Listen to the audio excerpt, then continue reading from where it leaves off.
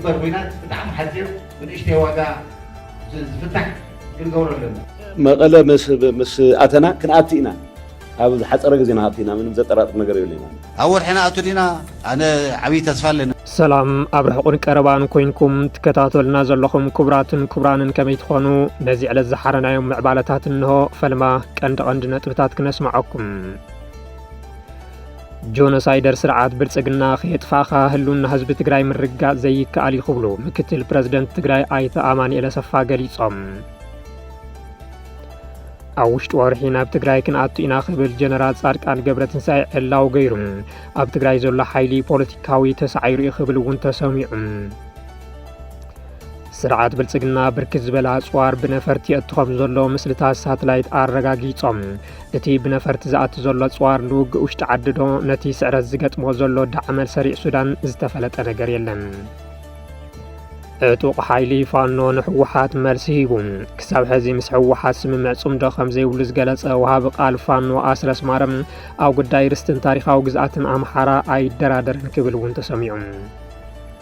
ኤርትራውያን ነቲ ዝቐረበ መፀዋዕታ ባጤራ ናብ ባንኪ ምእታው ከም ዝነፀጉዎ ተፈሊጡ ሕዚ ናብ ዝርዝሮም ክንሰግር ሰናይ ጸንሒት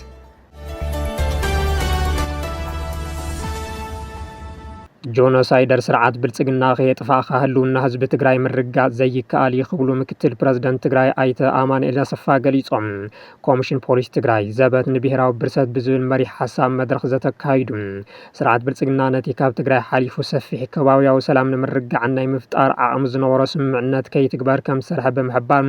ህዝቢ ትግራይ ሓንነቱ ክስእን ርእሱ ከድንንን ክንብርከኽን መዋፅኦ ክስእን ቁጠባዊ ዓቕሙ ክዳኽምን ክሰርሕ እኳ እንተጸንሐ ብወገን ትግራይ ግን ነቲ ናይ ሰላም ምዕራፍ ዕድል ብምሃብ ብትዕግስቲ እናተሰርሐ ከም ዝመፀ ምክትል ፕረዚደንት መንግስቲ ትግራይ ኣይተ ኣማኑኤል ኣሰፋ ገሊጾም እቲ ናይ ሎሚ ኣቲናዮ ዘለና ምዕራፍ ድማ ህዝቢ ትግራይ መሊኡ ንምጥፋእ ዝሰርሕ ዘሎ ስርዓት ብልጽግና መኪትካ ድሕነትን ላዕላውነትን ትግራይ ንምርጋጽ ዝካየድ ዘሎ ኢሎም ህዝቢ ትግራይ ብፍትወት ዝወሃቦ ህልውና ከም ዘየለ ዝተዛረቡ ኣይተ ኣማኑኤል ውሽጣዊ ዓቕምኻ ምድልዳል ውሕስናኻ ምርጋጽ ከባቢያዊ ምሕዝነት ምግልባትን ምብዛሕን ወሳኒ ምዃኑ ተዛሪቦም ጆኖሳይደር ስርዓት ብልጽግና ኣብ ስልጣን እናሃለወ ህልውና ህዝቢ ትግራይ ምርጋጽ ዘይከኣል ዝበሉ ኣይተ ኣማኑኤል ነቲ ስርዓት መሊእኻ ንምጥፋእ ብሙሉእነት ምስራሕ ይግባእ ኢሎም ነዚ ኣንጻላልዩ ዘሎ ናይ ህልውና ሓደጋ ንምምካት ህዝቢ ትግራይ ንዓመታት ሒዝዎ ዝመፀ ውዳበታትን ትካላትን ብዝግባእ ምግልባት ከም ዘድልዩ እውን ኣረጋጊጾም ህዝቢ ትግራይ ዘለዎ ጥንኩር ሓድነትን ኣይንብርከኽን ባህላይነትን ካልኦት ዓቕምታት ብምጥንኻር ይመጽእ ንዘሎ ሓደጋ ንምምካት ሙሉእ ምድላው ምግባር የድሊ ክብሉ እውን ኣተሓሳሲቦም እዚ ምድላው ኣብ ኩናት ኣቲኻ ንምዕዋት ጥራሕ ዘይኮነ ሰቐዲምካ ኣንጻላልዩ ዘሎ ሓደጋ ንምትራፍ እውን ዕድል ዝፈጥር ምዃኑ ተዛሪቦም ኩሉ ትግራዋይ ነዚ ኣንጻላልዩ ዘሎ ናይ ህልውና ሓደጋ ንምምካት ብልዕል ወነን ተበጉሰን ክሰርሕ ከም ዝግባእ እውን ገሊጾም ኮሚሽነር ጀነራል ኮሚሽን ፖሊስ ትግራይ ይሕደገ ስዩም በወገኖም ህዝቢ ትግራይ ንባርነትን ጥፍኣትን ሎሚ እውን ከም ቀደሞ ኣሚን ኢሉ ይቕበልን ነዚ ድማ ክቃለስ ኢሎም ተሳተፍቲ መድረኽ በወገኖም ነቲ ኣንጻላልዩ ዘሎ ሓደጋ ንምግታእ ውሑስ ሰላም ንምርጋጽን ዘኽእል እኹል ምድላው ምግባር የድሊ ክብሉ ኣተሓሳሲቦም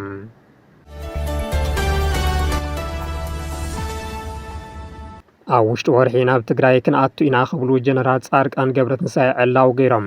ኣብ ትግራይ ዘሎ ሓይሊ ፖለቲካዊ ተሳዒሩ እዩ ክብሉ እውን ተሰሚዖም ጀነራል ጻድቃን ገብረትንሳኤ ኣብ ውሽጢ ወርሒ ናብ ትግራይ ንምእታው ምድላው ከም ዘሎ ብምሕባር ከመይ ተገይሩ ንዝብል ድማ እቲ ኣብ ትግራይ ዘሎ ሓይሊ ፖለቲካሊ ስለ ዝተሰዓረ ይብሉ ኣብ ወርሕና ኣቱ ዲና ኣነ ዓብይ ተስፋ ኣለኒ ምክንያቱ ፖለቲካሊ ተሳዒሩ እዩ አንቶ ደጋፊ ይገልጾ ነይሩ እቲ ናብ ትግራይ ዘሎ ሓይሊ ማ ተሳዒሩ እዩ ሓይልና መጠርናፍን ሙቃዕን ተሪፉና እምበር ክንኣቱ ንኽእል ኢና ኢለ እየ ዝኣምን ብርግጽ ኣብ ትግራይ ዘሎ ሓይሊ ብፖለቲካ ተሳዒሩ ድዩ ዝብል ሕቶ ንጎኒ ገዲፍና እኒ ጀነራል ጻድቃን ናብ ትግራይ ኣብ ወርሒ ክንኣቱ ኢና ካብ ዝብሉ ግና ኣዋርሒ ከም ዝቆፀሩ ፀሓይ ዝወቐ ሓቂ እዩ ወሃቢ ቃል ኣይተ ሚካኤል ኣስገዶም ኣብ ሓፂር ግዜ ክንኣቱ ኢና ንዝብል ዘረባ ጀነራል ጻድቃን ናበይ ብምባል ይሓቱ መራሒ ደላይ ለውጢ ባህላይ ዝሓውና ኣብ ወርሒ ውሽጢ ክንኣቱ ኢና ኢሉ እንደገና ክፍክር ቀኒ እዚ ኣብ ዝሓለፈ ወርሒ ኣይተ ጌታቸው ረዳ መድረኽ ምስ ዓመረ ኣምሊጡ ምስ ተዛረበ ተመሳሳሊ እዩ ግንሲ ናበይ ኢኹም ክትኣትው ዝብል ከቢድ ሕቶ ዝሓትት ሰብ እንተዝረክብ ደፊሮም ናብ ትግራይ ከም ዘይብሉ ዝኣምን ምክንያቱ ዕስዋት እምበር ዓያሽ ኣይኮኑን ዝገርም ግን እቶም ናማን መሲልዎም ክምስምስ ዝብሉ ባሃማት እዮም ብምባል መልሲ ሂቦም ኣብ ኣዲስ ኣበባ ዝርከቡ ደገፍቲ ስርዓት ብልጽግና ተጋሩ ብዛዕባ ናብ ትግራይ ተመሊሶም ኣትዮም ስልጣን ዝሕዝሉ ዕድል ደጋጊሞም ከም ዝዘተዩን ዝገለጹን ይፍለጥ ጀነራል ጻድቃን ቅድሚ 4 ወርሒ እቲ ዝግበር ኩናት ብንእሽተይ ዋጋን ኣብ ሓጺር ግዜን ዝውዳእ ክንገብሮ ኢና ኢሎም ምንባሮም ዝዝከር እዩ ጌታቸው ረዳ እውን ኣብ ሓጺር ግዜ ናብ መቐለ ክንኣቱ ኢና ምባሎም ይፍለጥ እቲ ዝግበር ኩናት ብጣዕሚ ሓጺር ብንእሽተይ ዋጋ ዝፍታሕ ክንገብሮ ኣለና መቐለ ምስ ኣተና ክንኣቱ ኢና ኣብ ዝሓፀረ ግዜና ኣብቲና ምንም ዘጠራጥር ነገር የብለና ንክልተ ዓመታት ኣብ ስልጣን ጸኒሖም ዝኾነ ዓይነት ለውጢ ዘየምጽኡ ተፈቲኖም ዝወደቑ ነቲ ናይ ለውጢ ተስፋ ገይሩሎም ዝነበረ መንእሰይ ራሕሪሖም ናብ ጓጓ ብልጽግና ዝተሸጎጡ ተባሂሎም ዝንቀፉን እኒ ጀነራል ጻድቃንን ጌታቸው ረዳን ሕዚ ናብ ትግራይ ተመሊሶም ኣትዮም ዳግም ስልጣን ንምሓዝ ብብልጽግና ዝምወል ዕጡቕ ኣብ ዓፋር ወዲቦም ትግራዋይ ነንባዕሉ ንኽዋጋ ይደፍኡ ከም ዘለዉ ይንገር ዘለዎም ጻምእ ስልጣን ንምርዋይ ድማ ኣብ ትግራይ ዘሎ ሓይሊ ተሳዒሩ ኣብ ሓጺር ግዜ ንመቐለ ክንኣቱ ኢና እናበሉ ወግሕ ጸብሐ በብሚድኡ የጋውሐሎም ኩናት እንተተጀሚሩ ግና ኣብ ሓጺር ግዜ ከም ዘይውዳእ ኣሽሓት መላምል ከም ዝበልዕ ጠፊእዎም ኣይኮነን እንታይ ደኣ ዘይክሩምትኻ ከም ዝበሃል ብክልቲኡ ወገን ዝሃልቕ ወዲ ማርያም ኩሊዖ መንእሰይ ትግራይ ምዃኑ ግና መሕዘን ይገብሮም ብልጽግና ኣብ ትግራይ ንዝኸፍቶ ዳግማይ ኩናት ኣብ ዓፋር ዝርከቡ ዕጡቓት ተጋሩ ብቅድሚት ኣሰሊፉ ንምእታው ኣብ ምድላው ከም ዘሎ ሓበሬታታት ይወጹ ኣለዉ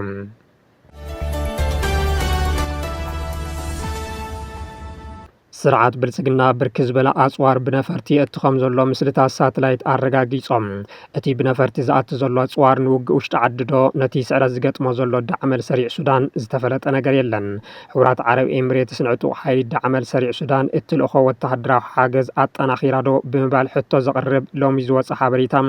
IL 76 TD ዝዓይነታ ነፋሪት ካብ መዕርፎ ነፈርቲ ኣሪፍ ኣቡዳቢ ተበጊሳ ናብ ኢትዮጵያ ከም ዝበረረት ምስልታት ሳተላይት ኣረጋጊጾም ኣሎም እውን ክልተ ባቶት IL 76 TD ዝዓይነተን ነፈርቲ ካብ መዕርፎ ነፈርቲ ኣልኣይ ናብ ኣፍሪቃ ተበጊሰን ዝበለት ሓበሬታ ምናልባት ናብ ኢትዮጵያ ወይ ቻድ ክኾና ከም ዝኽእላ ይእምት ብተወሳኺ ቦይንግ 747 409 ኤፍ ናይ ጽዕነት ነፋሪት ሎሚ ካብ መዕርፎ ነፈርቲ ኣልኣይን ኤምሬት ዓረብ ናብ መዕርፎ ነፈርቲ ንጃማይና ቻድ በረራ ከም ዘካየደት ኣብኡ ምስ በጽሐ ድማ ኣብቲ ብተደጋጋሚ ናብ RSF ኣጽዋር ይለኣኸሉ ተባሂሉ ኣብ ዝሕመ ወተሃደራዊ መዕርፎ ነፈርቲ ጠጠው ከም ዝበለትን ቅጽላ ናብ ኢትዮጵያ ክትጓዓዝ ከም ትኽእልን እቲ በረራታት ብሳተላይት ዝቆጻጸር ትካል ኣፍሊጡ ኤምሬትስ ኣብ ዝሕዚ እዋን ብሰራዊት ሱዳን ሰፊሕ ስዕረት ዝበጽሖ ዘሎ ዕጡቕ ምልሻ ጃንጃዊድ ዳግም ንኸንሳዕረር ሰፊሕ ወተሃደራዊ ደገፍ ትገብር ከም ዘላ እናተገለጸ ይርከብ ልእኽቶ ኤምሬትስ ንምፍጻም ኣብ ቤንሻንጉል ጉሙዝ ማዓስከራት ከፊቱ ነቲ ዕጡቕ ዝድግፍ ዘሎ ስርዓት ብልጽግና ድማ ናይቲ ካብ ኤምሬትስ በቢግዚኡ ዝለኣኽ ዘሎ ኣጽዋር ተቓዳሲ ከም ዝኾነ ሓበሬታታት የመልክቱ ብልጽግና ብሓደ ወገን ኣብ ልዕሊ ትግራይ ክኸፍቶ ይህቅኖን ዘሎ ውግእ ብኻሊእ ገጽ ድማ ነቲ ብኩምሩክ ተጸጊዕዎ ዘሎ ሰራዊት ሱዳን ንምክልኻል ተወሳኽቲ ኣጽዋር ሽሾ ሰራዊት ነሰልጢኑ የዋፍር ከም ዘሎ ዝወፁ ዘሎ ሓበሬታታት ምስክር እዮም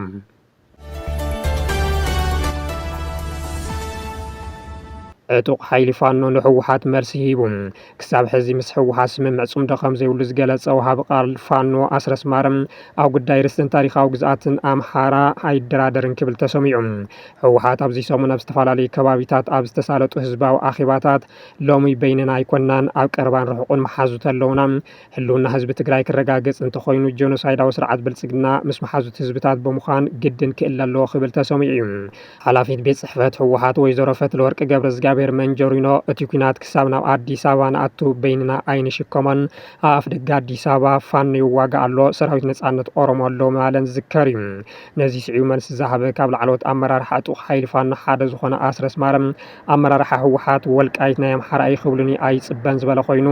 ንልዕሊ 30 ዓመታት ወልቃይት ካብ ኢድ ኣምሓራ ወፃእ ኮይኑ ዝጸንሐ ኣምሓራይ ጉርበት ስለ ዘይነበረ ይብል ዋላ እኳ ሕዚ ብሕጊ ግዝኣት ኣምሓራ ተባሂሉ እንተዘይተኣወጀ ኣብ ኢድ ኣምሓራይ ከኣቱ ዝኽኣለ ጉልበት ስለ ዝተፈጠረ እዩ ለይኣምን ዝበለ ኣመራርሓ ፋኖ ኣስረስ ማረም ንሕወሓት ኣይተኣምንን ዝብል ጉልበት ካኢኻ ተኣምን እምበር ኣብ ሕወሓት እምነት የብልናን ክብል መሊሱ